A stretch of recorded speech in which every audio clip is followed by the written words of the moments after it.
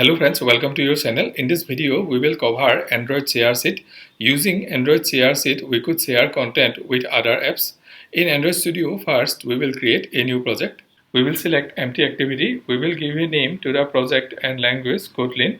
I want to share a string text message. So in the main activity, I am creating a new method, my ShareSheet, and there first I am preparing the string text message, then creating an intent type text / plain, intent action send, and input extra passing the message, then start activity, and in the parameter passing the intent.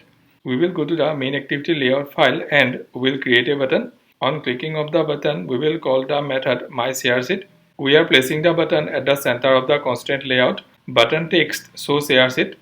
In the main activity on create method, we are getting the reference of the button by using find view by ID, and we are setting on click listener on the button, and from inside set on click listener we are calling the method myShareSheet. Our code is ready now. We could run the app. On clicking the button show ShareSheet, we will get the options of the apps where we could share the string text message. I am sharing the string text message with a WhatsApp contact.